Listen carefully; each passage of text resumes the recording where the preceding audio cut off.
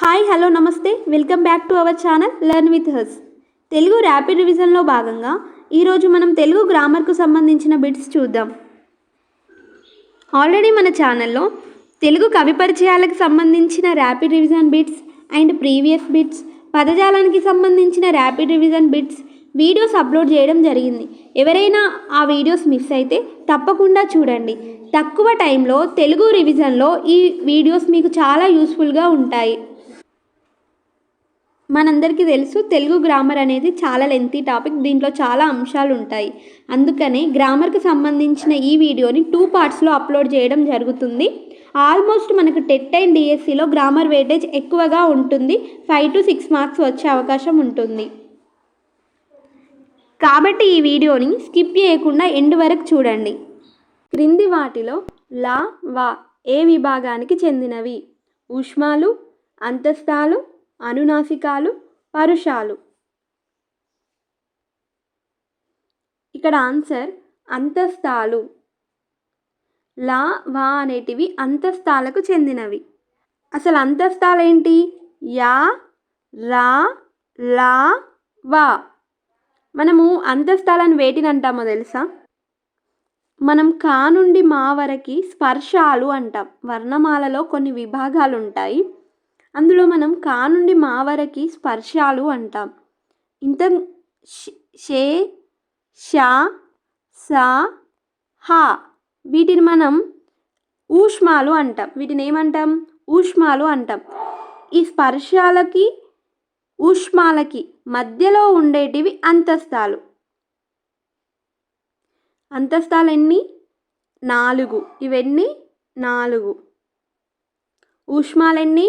ఇవి కూడా 4. అవేంటి? షే, షా, సా, హా. క్వశ్చన్: ముఖ్యమంత్రి ఉపాధ్యాయులను సత్కరించాడు. ఈ వాక్యంలో కర్మని గుర్తించండి. ఆప్షన్స్: ఉపాధ్యాయుడు, ముఖ్యమంత్రి, సత్కరించాడు, కర్మ లేదు. ఆన్సర్ ఉపాధ్యాయుడు. Option A. ఏదైనా ఒక వాక్యంలో ఎవరిని అనే దానికి సమాధానంగా వచ్చేది కర్మ. ఎవరిని, దేనిని, దేనికి ఈ పదాలకు సమాధానంగా వచ్చేది కర్మ. ఎవరు అనే దానికి సమాధానంగా వచ్చేది ముఖ్యమంత్రి. ఫర్ ఎగ్జాంపుల్, ఎవరు సత్కరించాడు అంటే ఇక్కడ ఎవరు అనే దానికి సమాధానంగా వచ్చింది ముఖ్యమంత్రి. ముఖ్యమంత్రి అనేది కర్త.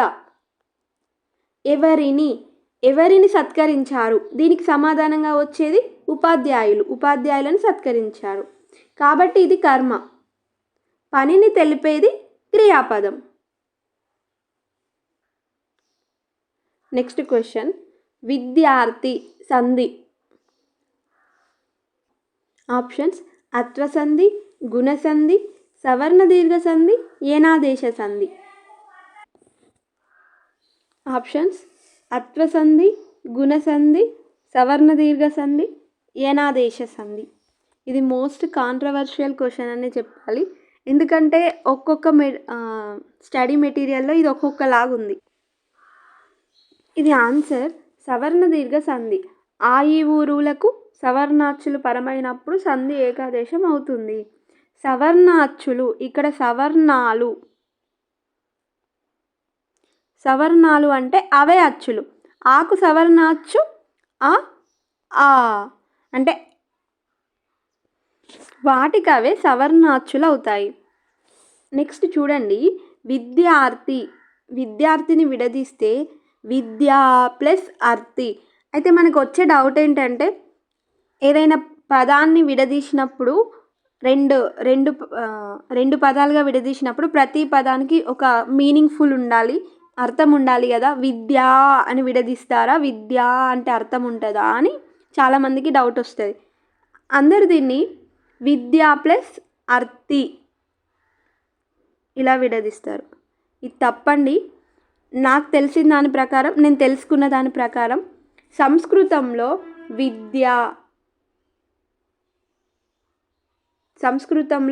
విద్య, మహా ఈ పదాలు స్త్రీలింగ పదాలు.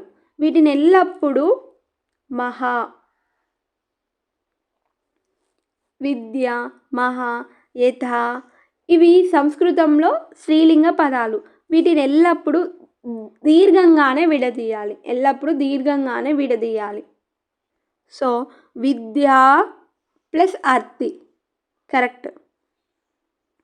నెక్స్ట్ క్వశ్చన్, పదాల మధ్య అర్థ సంబంధాన్ని ఏర్పరిచేయి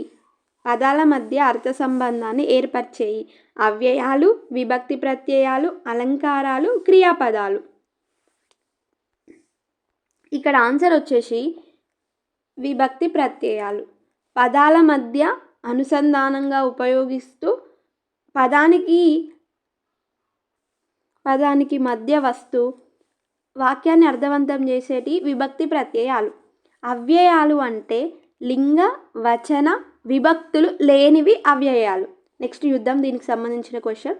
అలంకారాలు ఒక పదాన్ని కానీ ఒక వాక్యాన్ని కానీ అందంగా చెప్పేటివి అలంకారాలు. క్రియాపదాలు పనిని తెలిపే పదాలు క్రియాపదాలు.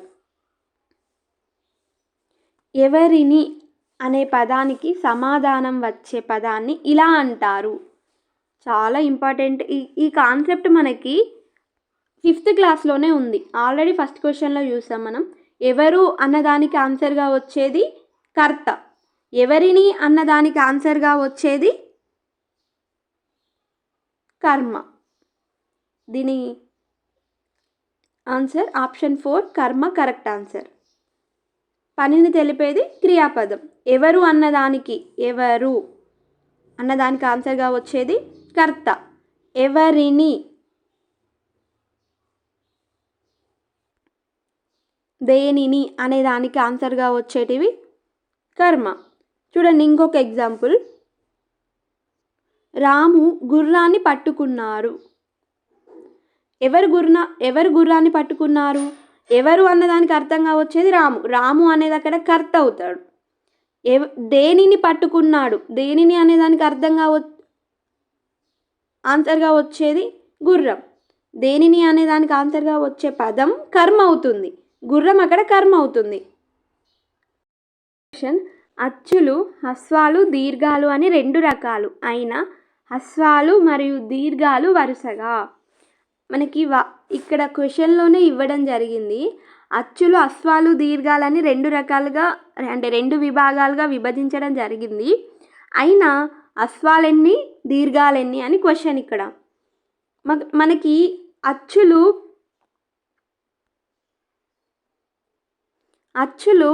హ్రస్వాలు, దీర్ఘాలు అని 2 రకాలుగా విభజించడం జరిగింది. హ్రస్వాలు అంటే ఏంటిదంటే ఒక మాత్రా కాలంలో ఉచ్చరించేటివి, అంటే కనురెప్ప కాలంలో ఉచ్చరించేటివి హ్రస్వాలు. అవేంటి? ఆ, ఈ, ఉ, రు, ఏ, ఓ. ఇవి మనకు కనురెప్ప కాలంలో ఉచ్చరిస్తాం. వీటిలో దీర్ఘాలు ఉండవు, రెప్పపాటు కాలంలో ఉచ్చరిస్తాం కాబట్టి ఇవి హ్రస్వాలు. నెక్స్ట్ దీర్ఘాలు. దీర్ఘాలు ఏంటి? ఆ, ఈ, ఊ, రు, ఏ, ఐ, ఓ, ఔ. చూడండి, రెప్పపాటు కాలంలో ఉచ్చరించేటివి హ్రస్వాలు అంటే ఒక మాత్రా కాలంలో. ద్విమాత్రా కాలంలో ఉచ్చరించేటివి దీర్ఘాలు అంటే వీటికి దీర్ఘంగా ఉచ్చరిస్తాం మనము. ఆ, ఈ, ఊ, రు, ఏ, ఐ, ఓ, ఔ. ఇవి ఒకసారి కౌంట్ చేస్తే 1 2 3 4 5 6 హ్రస్వాలు 6, దీర్ఘాలు 1 2 3 4 5 6 7 8, దీర్ఘాలు 8. ఇక్కడ ఆన్సర్ మనకు 6, 8. Next question. క్రింది వాటిలో విద్యార్థక వాక్యం. నేను ఉన్నత చదువులు చదవగలను. రేపు నాకు పరీక్ష ఉండవచ్చు. ఎక్కువసేపు నిద్రపోవద్దు.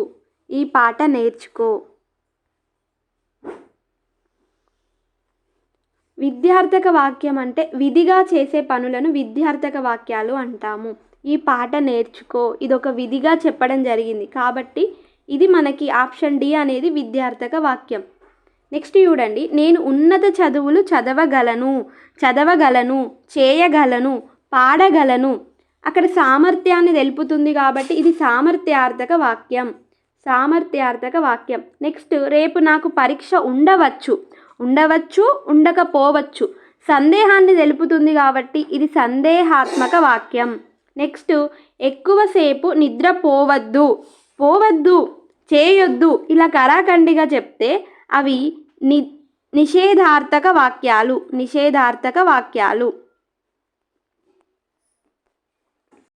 క్వశ్చన్, సమాసం అనగా ఆప్షన్స్: వ్యర్థ పదాలతో 2 వాక్యాలు కలిసి రాయడం, ఏవైనా 2 వాక్యాలు కలిపినా నూతన పదంగా ఏర్పడకపోవడం, అర్థం లేని 2 పదాలు కలిసి నూతన పదంగా ఏర్పడడం, సమర్థములైన 2 పదాలు కలిసి నూతన పదంగా ఏర్పడడం. ఇక్కడ ఆప్షన్ 4 కరెక్ట్ ఆన్సర్. సమర్థములైన 2 పదాలు కలిసి నూతన పదంగా ఏర్పడడం.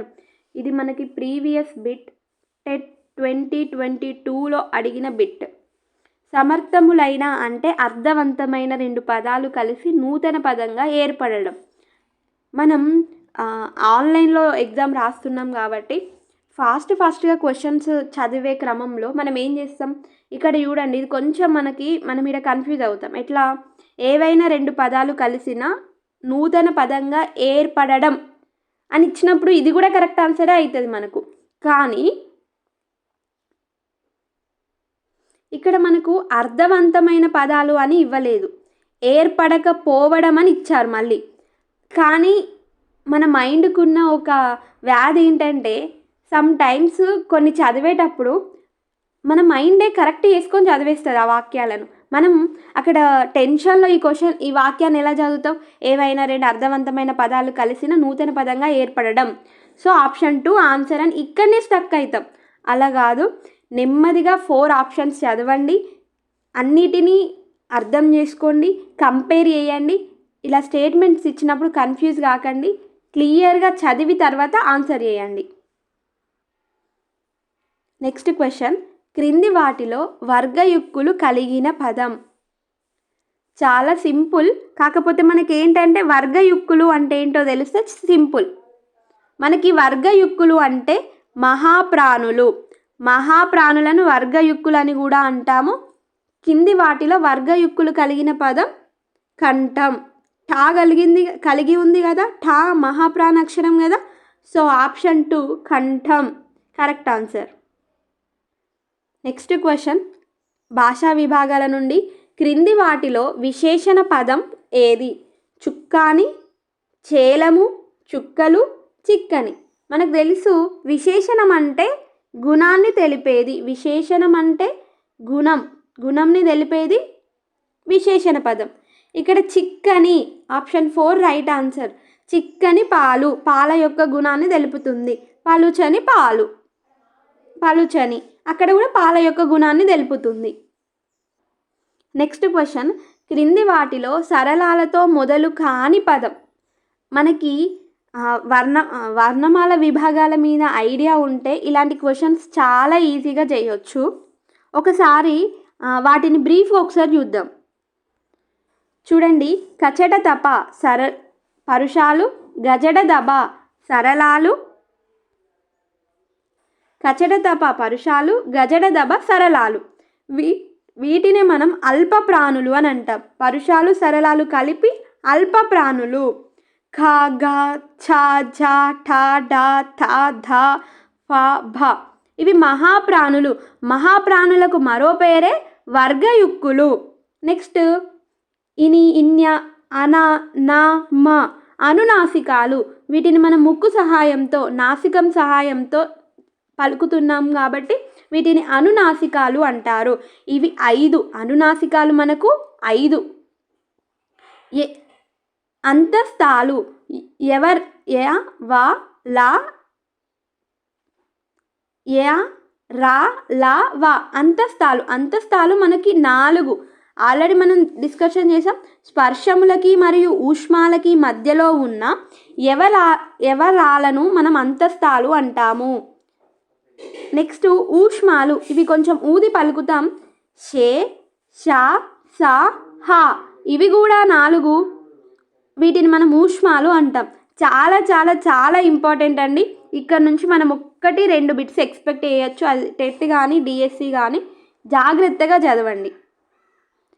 ఇవి మనకు ఐడియా ఉంటే, అంటే వర్గాలు, వాటి పేర్లు ఏ విభాగంలో ఏ వస్తాయో క్లియర్ కట్గా మనకు ఒక విజన్ ఉంటే మనం క్వశ్చన్ ఎలా అడిగినా ఆన్సర్ చేయొచ్చు. ఇప్పుడు మన క్వశ్చన్ చూడండి. క్రింది వాటిలో సరళాలతో మొదలు కాని పదం. బలం, జలం, దళం, కలం. మనకు తెలుసు గజ, డ, ద, బ. గ, జ, డ, ద, బ. ఇవేంటి? సరళాలు. సో ఇక్కడ సరళాలతో మొదలుగా అంటే కానిదేంటిది? బలం బాతో మొదలైంది, జలం జాతో మొదలైంది, దళం దాతో మొదలైంది. కలం కాతో మొదలైంది. కచట తప, క చ ట త ప. కచట తపలేంటి? పరుషాలు. సో ఇక్కడ మనకు సరళాలతో మొదలు కాని పదం కలం. Option 4 correct answer. Next question. అవ్యయాలకు క్రింది వాటిలో ఏవి ఉండవు? లింగం, వచనం, విభక్తి, అర్థం. అవ్యయాలకు క్రింది వాటిలో ఏవి ఉండవు? ఆప్షన్స్ చూడండి. లింగం, వచనం, విభక్తి, అర్థం. మనకు తెలుసు అసలు అవ్యయాలంటేనే లింగ వచన విభక్తులు లేనివి. లింగ వచన విభక్తులు లేనివి అవ్యయాలు. అంటే ఆహో, శబాస్, మరియు, కానీ, ఇట్లా. కానీ వీటికి అర్థం మాత్రం ఉంటుంది, అర్థంతో సంబంధం ఉంటుంది. లింగం, వచనం, విభక్తి ఉండదు కానీ అర్థం ఉంటుంది. ఈ క్వశ్చన్కి చూడండి, సబ్ ఆప్షన్స్ ప్రింట్ చేయడం మిస్టేక్ అయింది. ABC, BC, ABCD, D. మనకి అర్థం ఒక్కటే ఇక్కడ ఉంటుంది అవ్యయాలకు. లింగం, వచనం, విభక్తి ఉండదు. కాబట్టి ఇక్కడ ఆన్సర్ ఏమవుతుంది? ఏబిసి కరెక్ట్ ఆన్సర్ అవుతుంది. నెక్స్ట్ క్వశ్చన్ చూడండి. మను పూజ కోసం పూలు కోసింది. ఈ వాక్యంలో విభక్తి ప్రత్యయాలు ను, కోసం పై వాక్యంలో ప్రత్యయం లేదు. ఇక్కడ ప్రత్యయం ఒకటే ఉంది, అది కోసం మాత్రమే. కొంతమంది కన్ఫ్యూజన్లో నువ్వు కూడా ప్రత్యయమే అనుకుంటారు. కాదు, ఇక్కడ మను అనే పేరులో ను అనేది ఒక అక్షరం. ఇక్కడ విభక్తి ప్రత్యయం కాదు. నిన్నులను కూర్చి గురించి ద్వితీయ విభక్తి ను కాదు. ఇక్కడ మను అనే పేరులోని ను. ఇక్కడ కోసం చతుర్థి విభక్తి ఒకటే ఉంది. కొరకున్కై చతుర్థి విభక్తి. Answer 3 correct answer. Next question. క్రింది వాటిలో అసమాపక క్రియ ఏది? ఎగురలేదు, ఎగురరాదు, ఎగిరింది. ఇక్కడ మనకు ఆన్సర్ ఎగిరి కరెక్ట్ ఆన్సర్. అసమాపక క్రియలంటే పని అసంపూర్ణంగా ఉన్నప్పుడు పూర్తి అర్థాన్ని ఇవ్వని క్రియలను అసమాపక క్రియలు అంటారు. ఎగిరి, ఫర్ ఎగ్జాంపుల్, ఎగిరి దుంకింది, కోతి ఎగిరి దుంకింది. కోతి ఎగిరి ఇక్కడ మనకి అసంపూర్ణ అర్థాన్ని ఇస్తుంది. అక్కడ పని పూర్తిగా పూర్తయినట్టు చూపించడం లేదు. దుంకింది, ఎగిరి ఆ తర్వాత దుంకింది. ఇప్పుడు మనకి వాక్యం కంప్లీట్ మీనింగ్ ఇస్తుంది. ఇక్కడ దుంకింది అన్నది సమాపక క్రియ అవుతుంది, ఎగిరి అన్నది అసమాపక క్రియ అవుతుంది. మనకి ఈ కాన్సెప్ట్ కూడా 5th క్లాస్లోనే ఉంది. నెక్స్ట్ క్వశ్చన్ కూడా రిలేటెడ్ టు విభక్తి ప్రత్యయాలే. చూడండి, మనం నెక్స్ట్ పార్ట్లో ఛందస్సుకు సంబంధించి, అలంకారాలకు సంబంధించి, సందులకు సంబంధించి చాలా డీటెయిల్డ్గా మోస్ట్ ఇంపార్టెంట్ క్వశ్చన్స్తో అనాలసిస్ చేద్దాం. ఈ క్వశ్చన్ చూడండి. క్రింది వాటిలో విభక్తి ప్రత్యయం ఏది? పి, కు, గా, చి. ఇక్కడ విభక్తి ప్రత్యయం కు అండి. కిన్, కున్, యొక్క, లోన్, లోపలన్.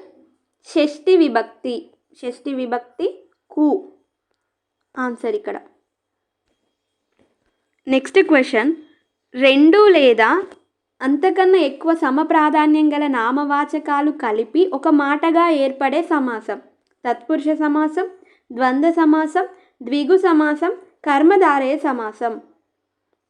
ఇక్కడ ఆన్సర్ ద్వంద్వ సమాసం.